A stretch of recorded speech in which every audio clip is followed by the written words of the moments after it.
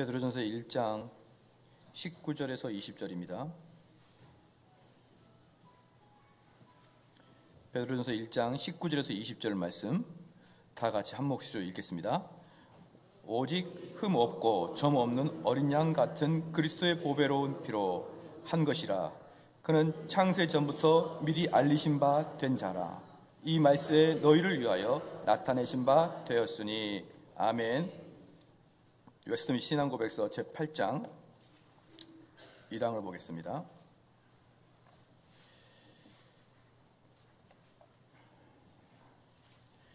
제8장 1항 한 목소리로 읽겠습니다.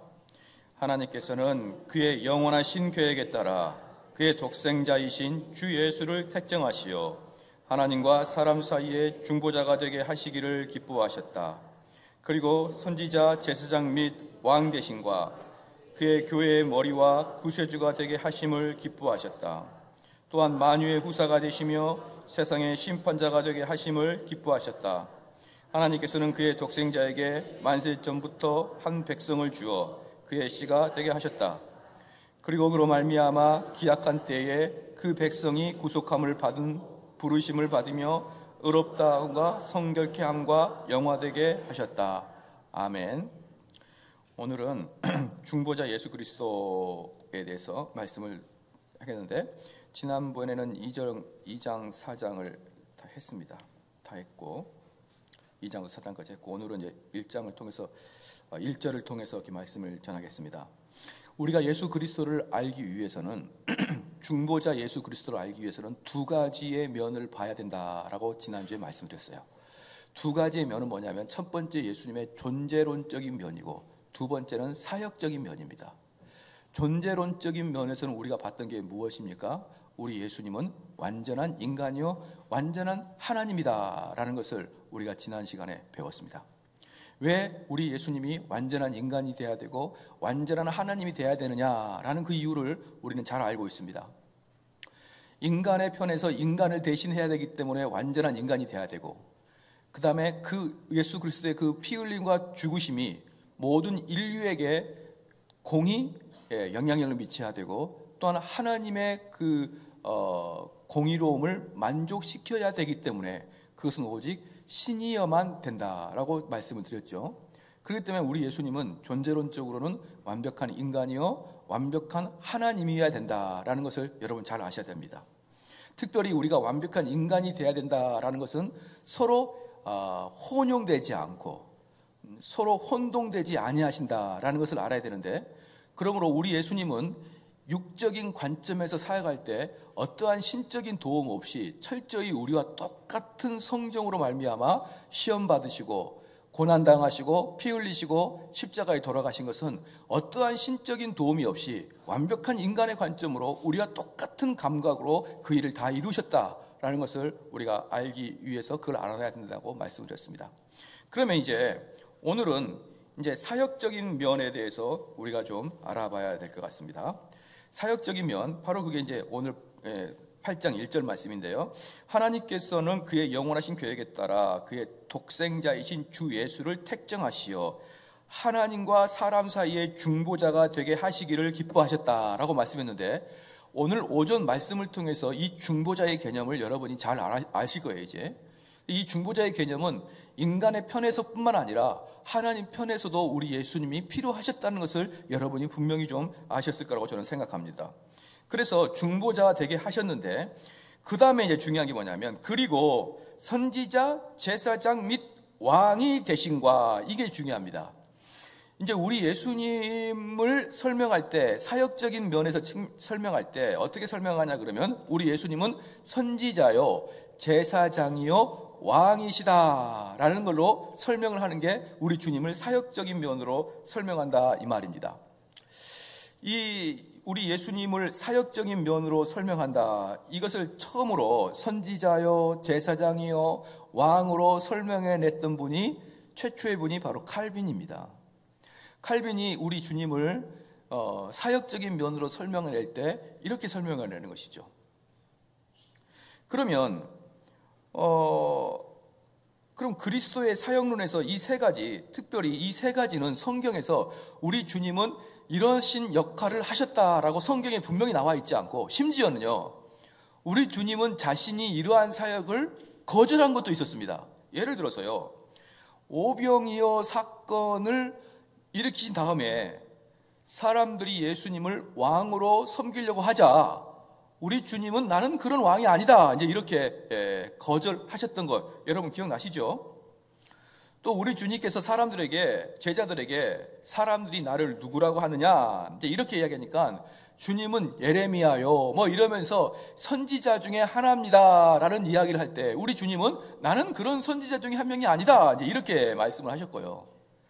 또 재미있는 것은 우리 주님은 제사장의 역할을 감당하시는데, 원래 제사장은 레위 지파에서만 나오는데 우리 주님은 유다 지파 중에 한 명이기 때문에 사실은 하나하나 따지면은 성경에서는 우리 주님의 왕이요, 제사장이요, 선지자의 직분을 하나하나 따지면은 다 거절하고 있는 상태인 것이에요.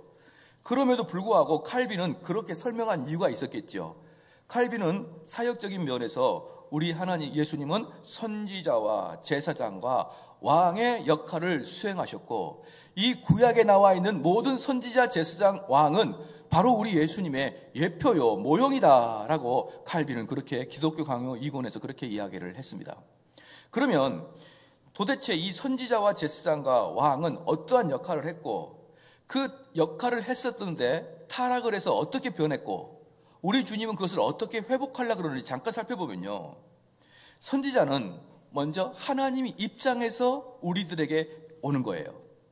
다시 말씀드리면 선지자는 하나님 편에서 인간에게 오는 것입니다. 하나님을 대표하여 인간에게 나타나는 것이 선지자의 모형이고요. 제사장의 모형은 어떤 거냐 그러면, 하나님을 예배하는 데 있어서 하나님을 예배하는데 제사장의 역할이 총력을 다하는 것입니다. 즉 제사장은 인간의 편에서 하나님께 가는 것이고, 선지자는 하나님 편에서 인간에게 가는 것이 선지자입니다.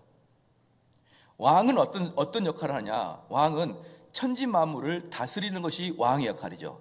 자, 그러면은 다시 한번 조합을 해보겠습니다. 선지자는 하나님 편에서 하나님 말씀을 들고 말을 듣지 아니하는 인간에게 가는 게 선지자의 사역이요, 제사장은 인간의 편에서 하나님께 예배를 드리러 가는 게 제사장의 사역이요, 왕의 입장은 천지 만물을 다스리는 것을 왕의 입장이라, 이렇게 칼빈은 그렇게 나누고 있습니다. 사랑하는 성도 여러분, 우리 하나님께서 천지를 천지를 창조하신 다음에 인간을 창조하신 이후에 뭐라고 했습니까? 이 세상을 다스리라, 이 세상을 통치하라, 그렇게 말씀했죠.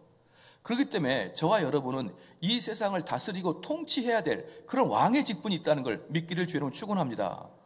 그런데 어떤 사람은 그 세상의 것에 지배를 당하는 사람이 있지요. 어떤 돈을 아끼는 사람은 돈에 의해서 지배를 당할 것이고요, 어떤 사람은 자녀를 너무나 극진히 사랑하는 나머지 자녀에게 완전히 지배를 당하는 사람이 있어요. 가만히 보면은 그 자녀가 없으면 너무나 불안해하고 그 자녀만 찾는 그런 분들이 있다 이 말입니다. 또 어떤 사람은 그 걱정이 꽉 차 있어서 걱정이 나를 지배하는 사람도 있고요, 또 심지어 어떤 사람은 분노가 차서 그 분노를 나를 지배하는 사람이 있어요. 이 모든 것들이 바로 우리 하나님께서 요구하시는 그 모든 것들을 네가 다스려라, 네가 관리하고 네가 통치하라, 이 법에 어긋나고 있다는 거 여러분 아십니까? 사랑하는 성도 여러분, 어떠한 것들도요, 중독당하는 것은 전부 다 하나님의 법도를 어기고 있는 것이에요. 그 중독은 모든 것이 다 하나님의 법을 어기는 것입니다. 어떤 사람은 그 마음에 심각한 두려움과 심각한 그런 본내가 있을 때 그 본내를 무엇으로 다스립니까? 하나님의 말씀이나 성령으로 다스리는 게 아니라 담배로 다스리는 거예요. 담배로. 그렇죠? 고통했을 때, 너무나 한숨 쉬고 싶을 때 어때요? 담배 한 대를 깊이 빨아들이면서 하면서 자기의 속에 있는 더럽고 추한 것들을 그 담배 연기와 함께 없애는 거예요. 우리 처자가 나를 너무나 괴롭히면은 그 베란다 앞에서 한 대 쭉 빨면서 담배 한 대 쭉 빨았다가 빼낼 때 나의 마음의 안정을 찾지 않습니까? 바로 그 사람은요, 담배에 의해서 자기 자신을 컨트롤하고 있는 거예요. 담배에 의해서. 야, 내가 열받으니까 나가서 나 담배 한 대 피고 올게, 이러면서 담배를 피면서 자기의 그 열받음을 삭히는 것, 이러한 것들이 무엇인가 의해 조종을 받고 있다는 것입니다. 조정을 받고 있다는 것이에요. 사랑하는 성도 여러분, 그러므로 어떤 것이든지 중독은요, 그것 자체로 하나님의 법도를 어기고 있는 것입니다. 그러면 선지자와 제사장과 왕의 직분 중에 이 직분이 타락했을 때 어떤 결과가 나타나냐? 선지자가 타락하니까 하나님의 형상을 나타내는 것이 불가능해지기 시작합니다. 즉 하나님 편에서 인간이 와서 인간에게 하나님의 말씀을 전하고 인간에게 하나님의 형상을 드러내야 되는데, 타락한 이후로 선지자들도 하나님의 말씀을 올곧게 전하지 못하고 타락하고 왜곡된 하나님 말씀을 전할 수밖에 없는 것이에요. 그렇죠? 구약의 많은 선지자들이, 구약의 많은 가짜 선지자들이 어떻게 했습니까? 우리는 평안하다, 평안하다 이러면서 실질적으로 하나님의 진노를 전혀 백성에게 전하지 아니한 그러한 선지자들이 얼마나 많았습니까? 두 번째, 제사장의 역할이 타락하니까 어떻게 되겠습니까? 우리 인생들은 사단의 종로로 타고 있는데, 그 사단의 종로로 타게 되므로 하나님을 참되게 섬기지 못하고 하나님을 참되게 제사 드리지 못하는 그러한 상태로 떨어지고 말았지 않습니까? 타락한 결과로. 그러면 왕의 직분이 타락하자 어떤 일이 발생했습니까? 천지 만물을 다스리는 것이 아니라 그 만물에게 다스림을 당하고 노예가 되어 있지 않습니까? 사랑하는 성도 여러분, 이게 정말 우리에게는 큰 문제인 것입니다. 이 세 가지가 다 타락했어요. 선지자의 직분이 타락했고, 왕의 직분이 타락했고, 제사장의 직분이 타락하므로 하나님은 우리에게 무엇을 말해주는지도 모르고, 우리가 어떻게 올바로 하나님을 섬기는지도 모르고, 우리가 하나님께서 우리를 다스리라고 줬던 이 만물의 다스림을 당해서 죄로 신음하고 있는 상태가 타락한 상태인 것입니다. 그러므로 우리 하나님께서는 예수 그리스도께서 이 세 가지 직분을 다시 회복하심으로 그 회복의 결과를 어떤 것을 원하시냐 그러면, 예수님께서 우리를 선지자와 같이 하나님 말씀을 전하심으로 우리를 무지에서 이끌어내시는 선지자의 사역을 하시는 것입니다. 그리고 제사장의 사역을 올바로 하시게 되므로 하나님과 우리 관계가 끊어져서 고통당하는 것을 우리 예수님께서 스스로 그걸 감당하심으로 제사장의 직분을 회복하셨고요. 우리 주님께서 그 십자가의 공로로 우리를 왕의 직분으로 삼아주심으로 이 세상에 노예된 상태에서 우리를 회복시켜준 것을 믿으시길 주님 축원합니다. 그래서 우리 예수님은 세 가지, 선지자의 직분과 제사장의 직분과 왕의 직분을 다시 회복함으로 우리를 하나님께서 원하시는 그런 백성으로 만드시기를 원했다는 것입니다. 이게 바로 존 칼빈이 구별해낸 그런 내용입니다. 그러면 하나하나 찬찬히 살펴보겠습니다. 첫 번째는 선지자 직분입니다. 선지자는요, 하나님 말씀을 대언하는 자이지요. 하나님 말씀을 대언하는 자입니다. 그래서요, 저는 매 주일마다 이 선지자의 사역을 감당하시는 거예요. 감당하는 겁니다. 우리 성도들의 상태가 어떠하든지, 우리 성도들의 상태가 어떠한 상태를 가지고 있고 어떤 환경에 처해 있든지 그것과 상관없이 하나님께서 원하시는 것을 그대로 선포하는 것이 바로 선지자의 사역인 것입니다. 그래서 우리는 하나님 말씀을 대언하는 대언자라 이렇게 말씀하고 있는 것입니다.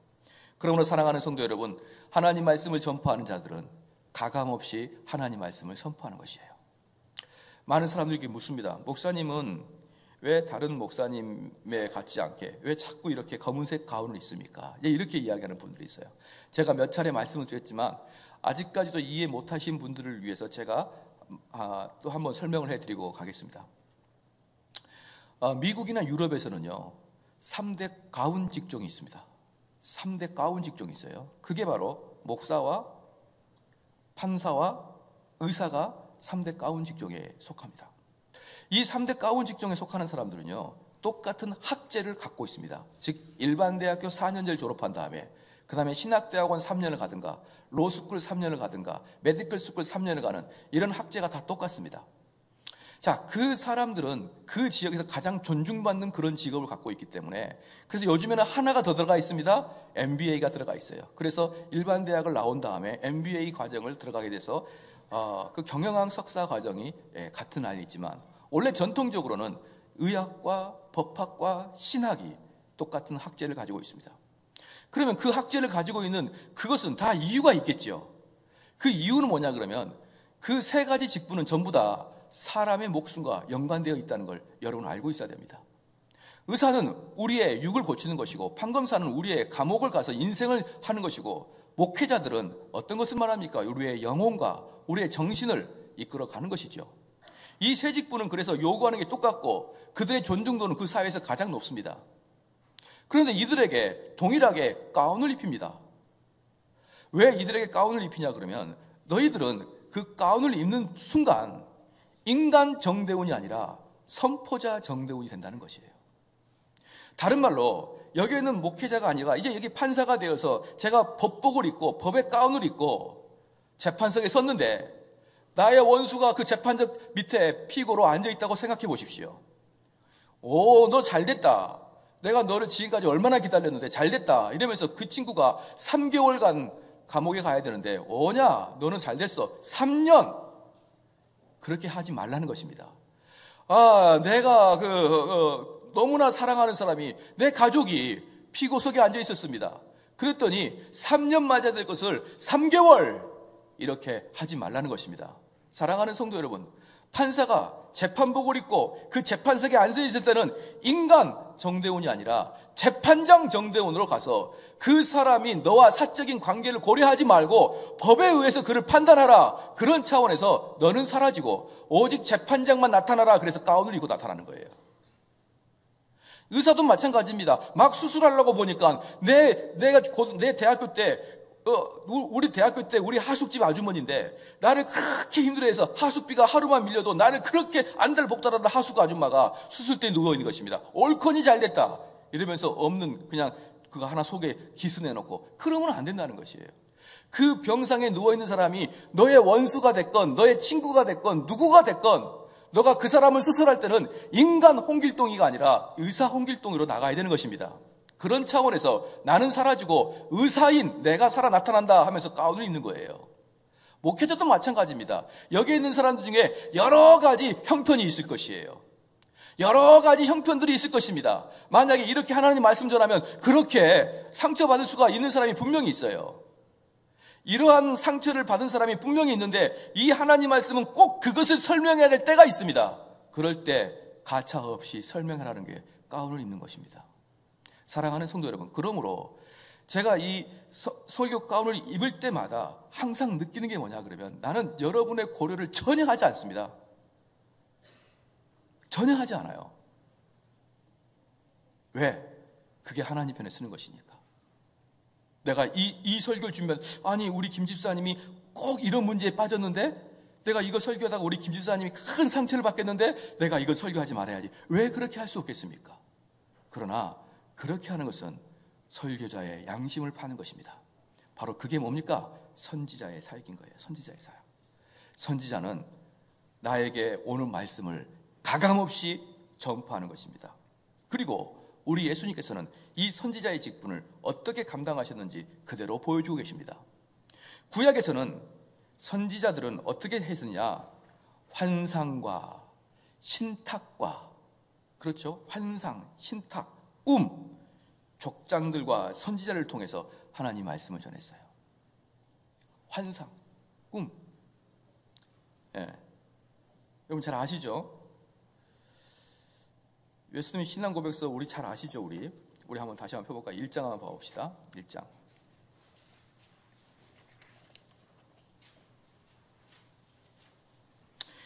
예수님 1장 1절에 한번 보시면 밑에서 세 번째 줄부터 쭉 한번 네 번째 줄부터 읽어볼게요. 세상의 사악함에 대항하여 교회를 더 견고하게 세우시고 위로하시기 위하여 그 진리를 온전하게 기록하셨다.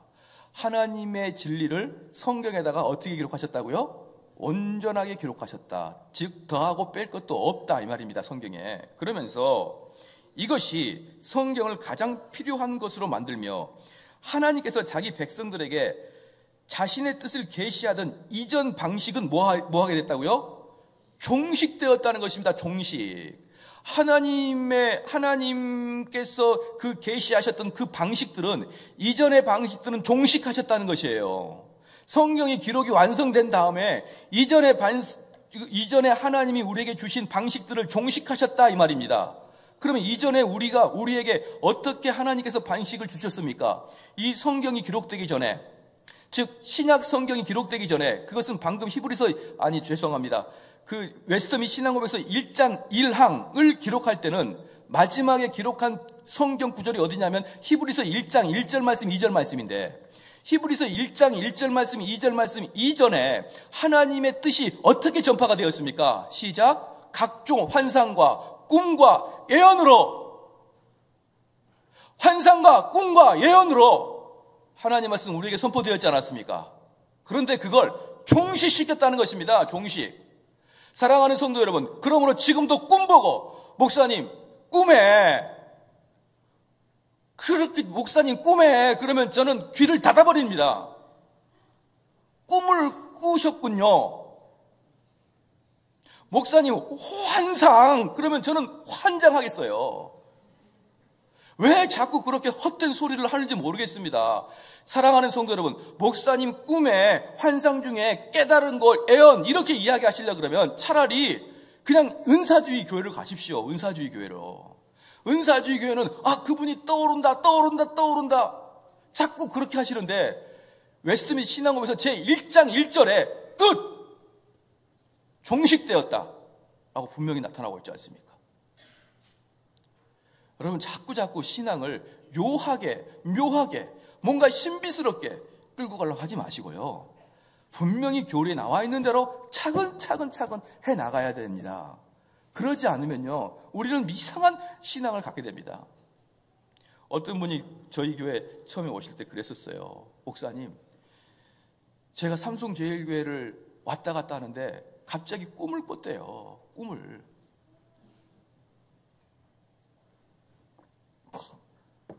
꿈을 꿨는데 큰 어항에 작은 물고기, 큰 물고기, 금빛 물고기, 은빛 물고기가 그 어항에 꽉 차 있는데 그게 삼성제일교회더라고요, 목사님. 그래서 제가 뭐라고 그랬을까요?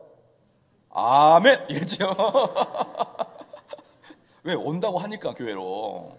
그분 앞에서 그런 거 하지 마십시오, 그렇게 할 수는 없고, 그냥 저도 어쩔 수 없이 아멘, 권사님 바로 우리 교회죠, 왜 그렇게 했죠. 근데 3개월이 온다 간다도 사라졌어요. 그 어항에 그냥 금색, 은색, 큰 물고기, 자물고기 꽉 차있고, 하나님 나를 이곳에 인도했다고 그 권사님이 글쎄 3개월 만에 사라지고 없어요. 여러분, 그런 식으로 결정하는 거 아닌 걸 아시기를 주로 축원합니다. 그렇게 그런 거 좋아하지 마십시오. 꿈 꿨으면은 하나님 이렇게 꿈을 꾸게 하여 감사합니다, 그렇게 하면 되지, 왜 그 해석을 따로 합니까? 왜 해석을 따로 해요? 제가 옛날에 어떤 그 분이 저한테 꿈 얘기를 또 한번 해주셨는데, 목사님 이 꿈을 저에게 해석해 주시길 바랍니다. 저 해석 못하는데 꼭 이렇게 와가지고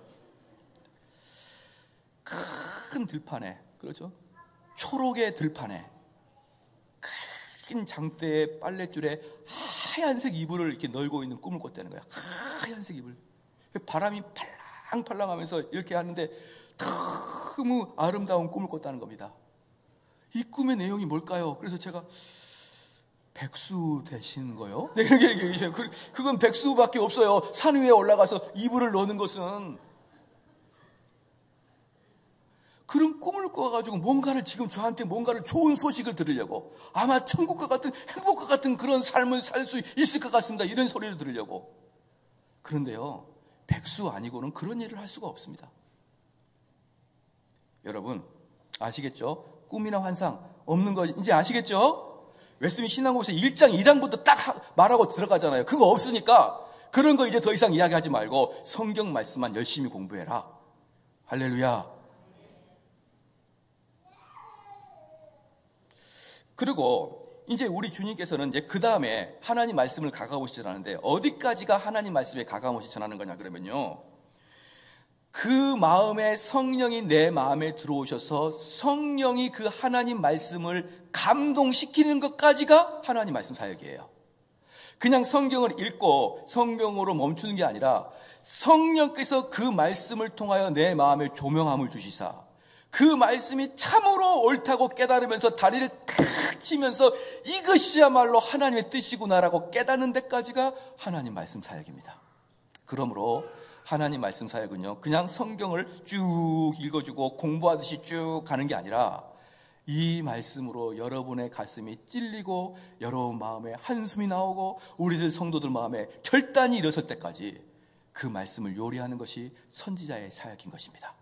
단지 공부하듯이 우리 한번 공부해 볼까요? 우리 한번 신학을 공부해 볼까요? 우리가 논의해 볼까요? 이런 차원이 아니라 우리 마음속에 감화 감동이 일어나게끔 하는 사역까지를 가야 되는 것입니다. 그러면 두 번째, 제사장의 직분입니다. 제사장의 직분이에요. 제사장의 직분은 우리 예수님께서 하신 사역 중에 제일 많은 직분, 우리 예수님께서 하신 사역 중에 가장 중요한 것 중에 하나가 바로 제사장의 직분입니다. 왜 그럴까요? 제사장은 우리의 죄를 가지고 누구한테 가는 거니까? 하나님께 가는 거니까. 사실은 우리 예수님은 구세주이십니다 라고 하는 것 자체가 우리 예수님은 제사장입니다 이런 뜻이에요. 그런데 제사장은 두 가지 역할을 하는데, 첫 번째는 당연히 제사의 역할을 하고, 두 번째는 급박할 때는 하나님의 뜻을 알리는 선지자와 같은 그런 역할을 제사장은 했습니다. 그래서 제사장은요, 항상 제사만 드린 게 아니라 그 회당에 앉아가지고 성도들을 교육까지 시키는 역할까지 제사장이 같이 했었습니다. 그러면 이제 출애굽기를 통해서 우리가 제사장을 한번 살펴볼게요. 제사장이 입는 옷을, 이름을 뭐라고 하지요? 제사장은 예봇이라는 옷을 입습니다. 예봇을 입는데, 이 예봇에 가슴에 흉배가 붙어 있는데, 이 흉배에는 12개의 보석이 박혀 있습니다. 12개의 보석이 박혀 있고, 이 12개의 보석에는 12지파의 이름이 새겨져 있는 것이죠. 그래서 이 대제사장이 1년에 한 차례 속죄일에 지성소에 들어갈 때 모든 이스라엘 백성들의 죄를 다 자기가 껴안고, 이 모든 이 제사장의 옷에 그 지파의 이름을 다 새긴 다음에 그 흉배를 들고 매달고 지성소에 들어가 하나님께 그 12지파의 죄를 용서를 빕니다. 사랑하는 성도 여러분, 그러므로 우리 예수님께서 우리의 대제사장 되었다. 이게 지금 히브리서하고 웨스트민 신앙고백서 아주 공교롭게도 비슷하게 계속 나가는데요. 우리의 대제사장 되었다, 이 말씀 뭐냐 그러면 저와 여러분이 예수님의 흉배에 다 들어가 있다는 뜻이에요. 대제사장이 12지파의 이름을 붙이는 그 흉배를 들고 지성소에 들어가신 그 모습은 저와 여러분의 이름을 우리 예수님이 다 써서 하나님 앞에 가서 어떻게 이야기하냐면, 하나님, 이 사람을 용서해 주십시오 라고 기도한다, 이 말입니다. 사랑하는 성도 여러분, 그러므로 우리는 가장 중요한 게 무엇입니까? 예수님의 흉배에 들어가는 거예요. 흉배. 그것을 우리 신학적인 용어로 예수님과 우리의 그리스도의 연합이다 라고 표현합니다. 그래서 우리는, 이스라엘 백성들은 처음부터 제사장과 이스라엘 백성들은 연결되어 있습니다. 이스라엘 백성들은 제사장이 제사를 드리러 들어갈 때마다 대표로 제사장이 들어가지만 온 이스라엘 백성이 같이 제사에 참여하는 것입니다. 그러므로 우리 주님께서는 우리를 품고 하나님 아버지에게 들어간다는 것을 여러분 아셔야 되는 것이고요. 그래서 우리에게는 무엇보다 중요한 것은 예수 그리스도의 흉배 안에 들어가는 것이고, 그 흉배 안에 들어가는 것은 예수 그리스도와의 연합인 것이고, 예수 그리스도의 연합은 오늘 오전 11시 예배 때 말씀드렸던 회개부터 시작이 되는 것입니다. 그래서요, 우리 성도들에게는 참으로 중요한 게 바로 회개인 것입니다. 그 다음에 제사장의 또 하나 특징이 뭐냐 그러면, 제사장의 또 하나 특징은 이스라엘 백성에게 복을 선포하는 것입니다. 복을 선포하는 것이에요. 그들에게 전부 다 그 죄를 가지고 이제 1년에 한 차례 속죄일에 지성소에 들어가서 하나님께 제사를 드린 다음에 하나님이 그 죄를 다 용서하심으로 어떻습니까? 대제사장은 그때 나와서 죄사함을 선포하는 것입니다. 할렐루야. 그런데 원래 그 일은 누가 했냐 그러면 대제사장만이 하셨는데, 이제 예수 그리스도께서 대제사장 되심으로 휘장을 쫙 찢어버렸습니다. 그 휘장이 무엇입니까? 성소와 지성소 사이, 즉 대제사장이 1년에 한 차례 혼자 들어가는 그 성소의 문을, 휘장을 찢어버렸습니다. 그러므로 말미암아 이제는 누구의 공로를 힘입어? 예수 그리스도의 공로를 힘입어 저와 여러분은 언제든지 지성소에 들락날락 할 수가 있는 것입니다. 할렐루야. 그런데 이제 여기서 재밌는 게 뭐냐 그러면, 구약의 규례대로 따르면 이 레위 지파만 제사장을 할 수 있는데 우리 예수님은 유다 지파 사람인 거예요. 그러니까 요 문제를 해결하신 분이 누구냐 그러면 바로 히브리서 저자입니다. 그래서 우리 히브리서 저자가 뭐라고 했냐면, 우리 예수님은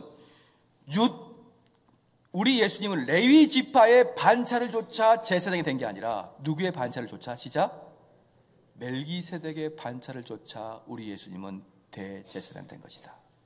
그럼 멜기세덱은 누구냐? 멜기세덱은 창세기 14장에 멜기세덱이 갑자기 등장하는데요, 멜기세덱이 등장하기 그 전에도, 멜기세덱이 등장한 그 이후에도 멜기세덱은 성경에 드러나지 않아요.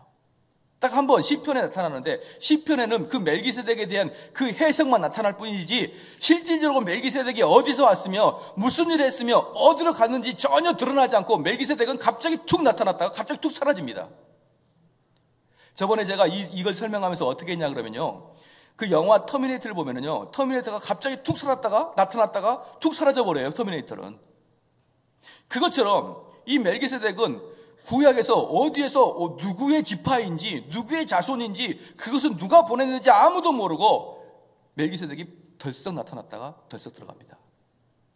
그러므로 히브리 저자는 뭐라고 하느냐, 멜기세덱처럼 우리 주님은 멜기세덱의 반차를 쫓아 나타나셨는데, 멜기세덱처럼 어디서 왔는지 어디로 가는지 우리도 모른다 이 말이에요. 그분은 오직 하나님이 보내셔서 나타났다가 하나님께로 돌아가셨을 뿐, 우리 인간처럼 레위 지파를 따라 어떤 육의 혈육을 따라 제사장이 된 게 아니라 하나님이 보내셨고 하나님이 데려가신 분이다 라는 걸 보여주고 계신 것입니다. 히브리서 5장을 한번 봐볼까요? 히브리서 5장 5절 말씀, 히브리서 5장 5절 말씀입니다. 한번 읽을게요. 시작. 또한 이와 같이 그리스도께서 대제사장 되심도 스스로 영광을 취하심이 아니요 오직 말씀하신 이가 저더러 이르시되 너는 내 아들이니 내가 오늘날 너를 낳았다 하셨고, 그렇죠, 누구를 통해서 낳은 게 아니라 우리 하나님이 낳았다, 멜기세덱처럼 밑도 끝도 없이 갑자기 툭 나타나신 분이다 라고 이야기하시는 거고요. 7장을 보겠습니다. 7장 1절 말씀 시작. 이 멜기세덱은 살렘 왕이요 지극히 높으신 하나님의 제사장이라 여러 임금을 쳐서 죽이고 돌아오는 아브라함을 만나 복을 빈 자라. 그런데 이 멜기세덱은 또한 특징이 뭐냐 그러면 제사장이면서 동시에 뭡니까? 왕이다 이 말입니다. 왕이다. 그래서 우리 예수님께서는 레위 지파의 반차를 좇지 아니하고 멜기세덱의 반차를 좇아서 대제사장이 되셨는데, 또 그분은 무엇이다? 왕이다 이 말입니다. 사랑하는 성도 여러분, 이제 두 번째로 그 왕의 직분을 한번 살펴보겠습니다. 왕의 직분. 왕의 직분은요, 아까도 말씀드렸지만 이 땅을 다스리고 통치하는 직분을 왕의 직분이라 그렇게 표현하고 있습니다. 그런데 우리는 희한하게 예수 그리스도를 덧입혀서 이 세상을 전혀 다스리지 못하는 그러한 상태에 빠졌어요. 예컨대 우리는 마귀에게 다 포위를 당한 다음에 그 악한 마귀가 시키는 대로 우리는 그렇게 삶을 살고 있습니다. 그래서 이것을 바울은 죄에 포로된 상태라 이렇게 표현하고 있어요. 죄에 사로잡혀 있는 상태다. 그러므로 우리는 죄에 포로된 상태이기 때문에 이 땅을 합법적으로 다스릴 수 있는 방법이 없는 것입니다.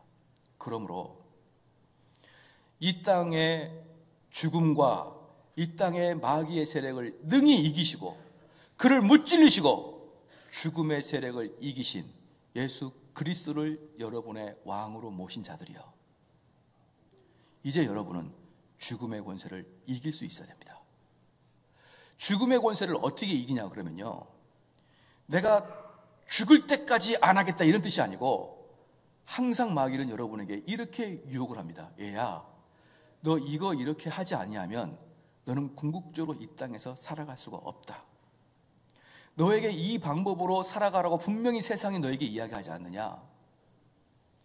너가 이것을 어기면 너는 이 땅에 살아갈 수 있는 방법이 없다라고 악한 마귀는 우리를 유혹합니다. 그럴 때 여러분은 어떻게 되느냐. 나사렛 예수 그리스도 이름으로 명하노니 악한 마귀야 물러갈지어다. 그렇게 됩니다.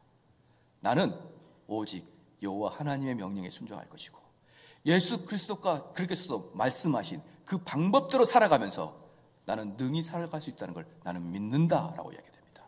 할렐루야.